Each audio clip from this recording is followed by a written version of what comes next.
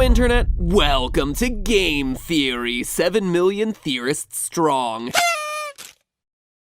And a lot of that is thanks to this franchise. More often than not, when I talk to people about their favorite episodes of this series, it's these. Young, old, it doesn't matter, the FNAF series was their first introduction. So I always feel a lot of pressure on these videos to deliver in a big way. You know, looking back, they're some of my personal favorites. Not only am I proud of the final product, but I'm proud of what they represent, as the FNAF series has been a true team effort, branching out across every person who has ever touched this channel, spanning every editor who's ever worked on an episode of Game Theory, getting you loyal theorists involved with pitching theories, and covering every style of theory that I personally write, from more IRL episodes to more lore-based ones. We've used everything from books to spin-off titles, real-world math and science to source code analysis, teaser images, trailer hints, and even US trademark data. Looking across this series, it's incredible the breadth that we've gone to. And to think, I almost never covered this series to begin with. It was going to be Slender, but then you guys, you loyal theorists, encouraged me to look into it, all based on a simple Twitter poll. You guys made it happen, and the rest is history. Funny how life goes sometimes. Anyway, like I said, I feel a lot of responsibility with these episodes, but I think today is my favorite of the whole series, because now we finally have all the pieces necessary to tell a coherent plot. It's not just some corpse kids and silent puppets and mauve murderers who don't say anything. We have personalities now, actual character, and most importantly of all, motivation. Motivations for why a serial killer would create a place like Sister Location. And believe it or not, the answer is actually quite sad. So the question of the day is, can a game make you feel sympathy for a child murderer? Because once you have the complete story, you might just see Purple Guy in a whole new light. One line across this entire franchise answers everything. I will put you back together. But before we get to all of that, let's back up a bit. Last time we established that William Afton, Purple Guy himself, is who you play as in Sister Location, and the one who eventually gets himself scooped. We also established that he once had a daughter who got herself killed at the hands, or should I say at the metal claw grip, of Baby. But there is so much more hidden in this game than that. By playing through the game and unlocking Sister Location's secret private room, players get treated to a shocking Easter egg. By typing the date 1983 into the keypad besides the monitors, the static blazes to life, revealing blurry footage of the FNAF 4 house, the plush trap hallway, Foxy's closet, and creepiest of all, the crying child's bed. We also get a clue as to how this is being done. Sitting there on the desk is none other than our good old friend, Psychic Friend Fredbear. He's here, he's there, he's everywhere. Who you gonna call? Psychic Friend Fredbear. A little less psychic this time, and a little more plush, cradling what appears to be a remote control. Now, many have said that this is a walkie-talkie, but it is, in fact, a camera control. Notice the buttons on top. Those are switchers, allowing you to switch between the different cameras you have placed in the environment. The wheel on the bottom presumably allows you to turn the cameras or potentially focus them. The Fredbears from FNAF 4 are just that. Fredbear plushes equipped with hidden security cameras, something mothers are using all the time these days to monitor their children, and also getting themselves hacked while doing it. See also the Watch Dogs episode. Creepy stuff. But that begs the question, why would anyone have remote monitoring of a child's bedroom programmed to run into a secret room in an underground animatronic storage facility? And also, why that house? Well, it's important to note that it's not just any house. It's a house that's connected to Circus Baby's Rentals. You heard that right. Sister Location is under the FNAF 4 house. During the Freddy Breaker Room challenge, we're presented with a map of the facility. We see the entrance elevator, main hub area, and the various holding rooms branching out all around it. But what we also see, more faintly, are 3 other areas. Maps that should look pretty familiar to fans of this series. The plush trap hallway, the path to Fredbear's, and the crying child's bedroom from FNAF 4. No joke. Just like the vent system maps from previous games, the faded diagram would imply that all of this is located on a different level than Sister Location, i.e. above it. And as we can see, not just above it, but connected to it. In fact, while we were too busy freaking out over the ever-nearing Funtime Freddy, most gamers overlooked that as a part of that minigame, we were responsible for returning power to those areas of the map. They were even labeled Observation 1 and Observation 2. Observation? Observing what? It just gets creepier and creepier. Now, before you go saying that an underground facility facility attached to a house is far-fetched, it's actually something supported by the book in details I guarantee everyone overlooked while reading it. Page 118, our main character Charlie is outside her childhood home, which is also home to Henry, co-founder of Freddy's. While exploring her father's animatronic workshop, we get the following quote. She knelt again and put her hand on the ground, fishing around until she found a small screw in the bare dirt. She palmed it, then looked closer. There were small holes in the ground, exposed when she moved the loose dirt. Charlie ran her fingers over them, thoughtful, end quote. Tiny holes hidden under the dirt of an animatronic workshop, huh? It's an oddly specific detail that never gets mentioned again and never goes anywhere, but is one of those things that gets the theorist mind to tickle in. Because when I hear of mysterious holes in the ground in someone's private workshop, I think trapdoor. Hidden trapdoor. Or, more accurately, secret entrances. Could this be a hint as to a secret entrance in Henry's animatronic workshop into sister location? In fact, we can prove using more details from the book that it is still being used by Afton. Earlier in that same chapter, Scott makes sure to drop a few more hints that seemingly never go anywhere, but we all know Scott better than that, right? And now that we have sister location to reference, these little details start to make a whole lot more sense. Quote, the benches were there where her father had assembled and tweaked his inventions, but the materials, the blueprints, and the half-finished robots that were once crammed onto every surface had disappeared. Where are they? End quote. So we have missing blueprints and partially finished bots that have just disappeared, but it continues. Quote, Charlie, John said from across the workshop, he was in the dark corner. If the skeleton had been there, it could have reached out to touch him, but it's not there. Notice the italics here. This isn't something that we're doing for effect in the video. This is actually straight from the book. Time and time again, Scott and the team working on this book are emphasizing these lines as though they're pointing to a greater mystery here, that someone has stolen these materials and are using them for their own devices, that they're hidden somewhere in this world. But it's a mystery that never gets solved within the pages of the book. But perhaps most importantly of all is a paragraph a few sentences later that pulls all these clues together and may finally give us an answer as to what is in the box. You know, the box. Quote, John was standing beside her father's toolbox, and he stepped away as she came over, giving her space. Charlie knelt down before it. It looked as if it had just been polished. It was made of dark, stained wood.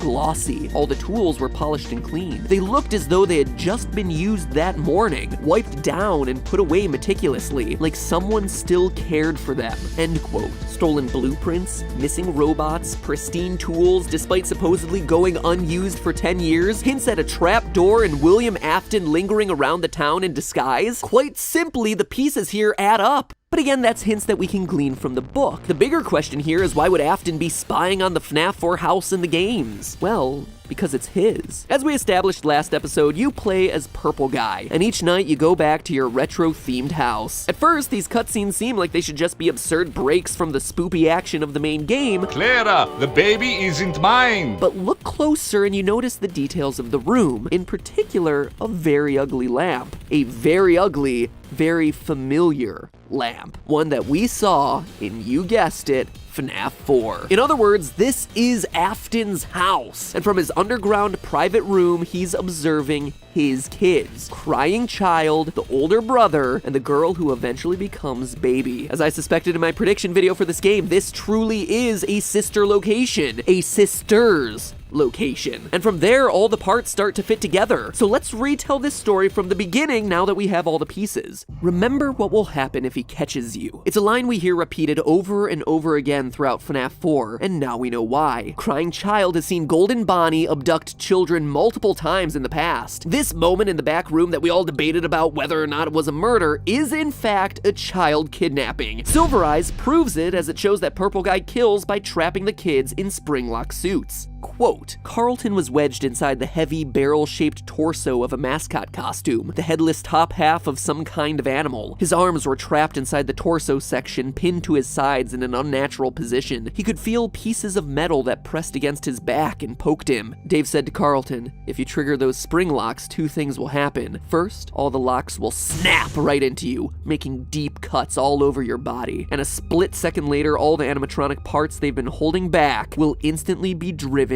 into your body. You'll die, but it will be slow. Having witnessed a scene similar to this, the boy is justifiably terrified, trying to avoid the pizzeria at all costs. But it's kinda hard when your father is one of the owners. Meanwhile, William Afton knows that he's been found out, hence the observation monitors and security Fredbears. He needs to be sure of his son's movements, even when he's at work, be it above ground or below. I mean, the guy may be a killer, but it's not like he could just kill his son, even if he was the witness to a gruesome murder at the restaurant. But Afton's problem gets solved prematurely with the fatal chomp of 83, a son William loved killed by the very animatronics he also loved, leading us to one fateful promise.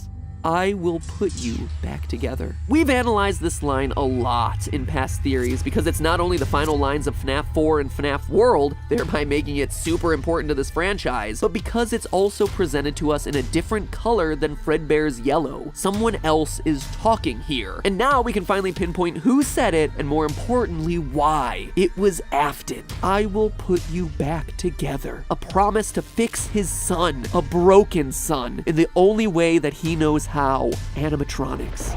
Enter Sister Location and the Funtime animatronics, not built for entertainment or for being worn, but built to help Purple Guy save his son. Built for capture. Although no one has yet found how to unlock them in the game, if you dig through the Sister Location files, you find a set of blueprints for the various animatronics, outlining their size and special features. Not only are they enormous, topping 7 feet in some instances, certainly bigger than a small child, but they're also equipped with things like 360-degree tracking, parental voice mimicking, and storage tanks. Look closer at the wireframes and you see that the storage tank isn't quite empty.